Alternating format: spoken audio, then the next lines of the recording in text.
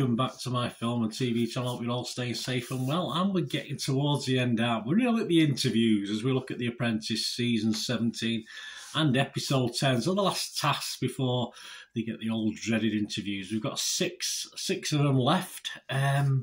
Yes, this one, yes, they do make a bit of a dog's dinner of this one, guys, still. But we do have a winning team, so let's see what happened on Apprentice Season 17, Episode 10, the Dog Food Challenge. So please, if you are new to the challenge as well, if you're new to the channel, please push that subscribe. It's a challenge. Push that subscribe button, push the bell notifications. Great to have you on board. Everything film and TV, including the odd reality thing like this. I don't do much on reality. I'm not really into it, but I do enjoy The Apprentice, so I do this. And if you are pushing buttons, if you can press that little like button, I'm trying to get 15 likes for this, and please leave us your comments and who your favourites are as we get down to the bottom 5, of course. So leave us your thoughts and comments. It'd be great to have you on board. And all your support's very appreciated. Yes, the 250k is up for grabs. The last half dozen, Karen and Tim again, joined Alan Sugar.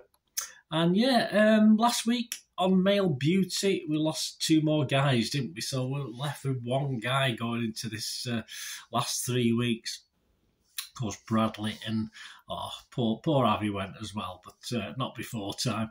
So this week, a new dog food, and they had to create a brand, do the packaging, and a signature dish. I mean, of that, I would have thought, you know, as long as the people doing the cooking listen to what they're told as far as ingredients and what recommendations are, you can't go far wrong. But they did, unfortunately, which is a bit depressing, really. So Affinity, there was a slight change because, of course, it was 4-2 at the moment. So Affinity became Rochelle, Marnie, Victoria, and Victoria took the PM. So she went for the gourmet. They went for the gourmet. Obviously, certain rules on gourmet food if you go for gourmet, but obviously it wasn't picked up by Rochelle in the kitchen.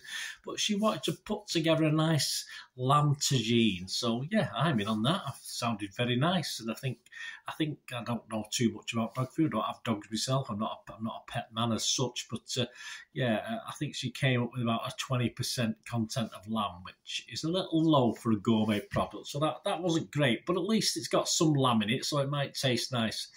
Marnie and Vic did the branding, of course. Victoria and come up with Chef Barking. I wasn't too sure about that. The picture was all right, but with a dicky bow, yeah. I mean, Gordon Ramsay's always wearing dicky bows, but I think there was a chef many moons ago who used to wear a dicky bow, wasn't there? But yeah, genius idea. But as far as gourmet, Chef Barking, the packaging didn't really look gourmet to me, and the tagline, designed by dogs, approved by you, doesn't work because it's not designed by dogs, it's lies. And obviously that came out in the pitch, of course. What's cooking? They did a little poster as well. The poster was all right. I thought the picture, the image of the dog at the table with the hat on was all right, actually. I thought that was okay. So there's a lot of blurb on it, though. It's not very succinct and to the point. And I think Rochelle liked the packaging, but not the ad. I didn't, as I say, for a gourmet product, I thought the packaging looked a bit cheap and nasty. But hey, there you go. And on the pitch, Marnie and Victoria to Waitrose, of course. Waitrose, well, we've got one round the corner where I am. We've got one about a 5-minute walk away, and yeah. I thought it was a little bit tacky for them. I was to be proven wrong, but yes, and they did pick up on It's a Lie. It's not been designed by dogs. Yep, you're not wrong there. It's not gourmet because it's only 20% lamb. Yep, you're not wrong there. So a pretty rubbishy pitch overall from Waitrose. So it didn't look good. Pets at Home. Yeah, again, Chef Barking, not premium. It certainly isn't. The ingredients aren't premium again. So Pets at Home weren't impressed. Did the dogs like it? Well, sort of. At least some of the dogs ate it, so that was a good sign. But there's a bit of lamb in there, so they were going to go along with that. But the owners wanted a little bit more lamb in the product, of course, because they probably wanted to eat it as well, the way things are going at the moment. And that over to Apex. Yeah, Apex became Megan, Simba, and Danny. Insects, yummy. But the dogs eat insects, don't they, all the time? So I thought it was a cracking idea. Obviously, but it's whether the owners be willing to pay for it. But obviously on the health benefits, why not? Why not go for it? Megan was stuck in the kitchen, but again, she didn't follow the brief. Plenty of potato, sweet potato and gravy. You know, so it's all like 75% meat, potato and gravy. Where's the insects? We got some mealworms, but not a lot. I wouldn't say that was very healthy. Simba and Danny on the branding, we're given the branding task, but then whinging the taxi that they're not clear on what they're supposed to be doing. But Megan did sort of ask him, are you clear on what you're doing before they left? So it's no good whinging after you've gone out. And they come up with the name Pro Poor. It's obviously play on protein, isn't it? But it didn't do anything for me. And they tried to get the letter, obviously, when they did the design, tried to get the letter O as a poor. I think that was a good idea, actually. I saw one of the images they were doing. It looked fine. It looked okay as Pro Poor with the poor as the O, but they sort of knocked that on the head because they were too busy bickering with each other. And then created for your pet with our planet in mind. Very, very snappy, of course, but a picture of a worm rather than a mealworm, which obviously didn't go down well later on.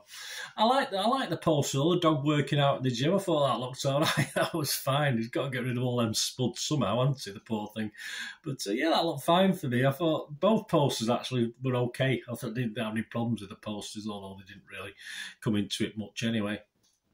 Megan wasn't impressed with the packaging. Yeah, it's a bit bland, the packaging, and a little foil wrapper thing in the little tub thing that they have. And the pitch to Waitrose, yeah, they weren't happy with the picture of the generic worm, which is fair enough. Dogs and worms is not a nice thing usually, is it? And yeah, I think they sort of more or less implied it was chips and gravy for dogs. Sounds good to me, but of course, funnily enough, the dogs didn't really like it, did they, when they went to test the food? You know, perhaps those dogs didn't fancy it. Just eating or something, I'm not too sure. Pets at Home weren't happy with the consistency. And, of course, the pitch didn't go very well with Pets at Home. So not good, again, generally. So we get to the boardroom and we have a little bit of fun in there. And as I said, both teams made a bit of a dog's dinner of this one. Apex, Mega, Simba and Danny. Pets at Home orders 0. Waitrose orders 0. No doubt that was on the cards. And so it wouldn't take too much for Affinity to win it. And it didn't take too much for Affinity to win it, Victoria, Rochelle and Marnie. Because, again, Pets at Home, unimpressed, 0 orders. But Waitrose are not as posh as I thought, are they? Not as posh as I thought with that tacky packaging. They went for a minimum order of 1,000. But, hey, it was good enough to win it. So, there you go. Well done, Affinity, Victoria, Rochelle and Marnie. Impressed with any of them? Not particularly this week. I don't think any of the 6 stood out. I think Victoria led it okay, but there's just some simple errors. And when you get down to the last 6, you're hoping there's some basic leadership skills and acumen coming out, and there just isn't. There just isn't, guys. I mean, you know, it's hard to think back at previous seasons, but I think this bunch are a pretty poor bunch, in fairness. So on the winners, none of those 3 stood out for me this week. I'm not going to go rave over any of them. Anyone stand on the losers? It was a simple no, really. I think they all. I mean, I've liked Megan, but I think she made a real hash of the food to start with, so that didn't help. She could have done far better with the brief she was given, but she got away with it. She got away with it, of course. And of course, it was poor Simba, who, in all fairness, all right, he didn't do anything particularly bad this task, but then again, he didn't do anything particularly. That's the problem with Simba, and I think over the weeks, how he's lasted 10 weeks, he's been very fortunate to do that because he's been pretty useless. And he went, and of course now we're left with five girls, of which I've done a top 5, but I'll be honest with you, it was a struggle. I've altered it a couple of times. I've left Megan at the top, but she was last week. I mean, Simba was my bottom of the 6 last week, so he was next to go, which is fair enough. That's what happened. I will go Megan at the top, followed by Victoria, Danny, Marnie and Rochelle at the bottom. But I'll be honest with you, any of those 5 could win this now. It depends on what the business is. Obviously, we'll have a better idea next week.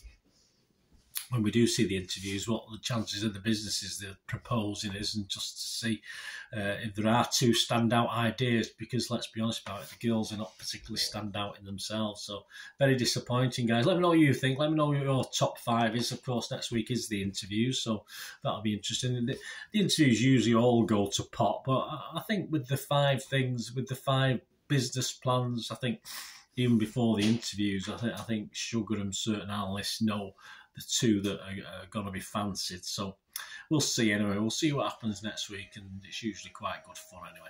Thanks for watching. Let me know your thoughts, guys, what you thought of this dog food challenge, which, as I said, at this stage of the game, you're hoping for some with a little bit of nous, a little bit of initiative, a little bit of charisma, but there's not a lot there this season, is there? That's the problem.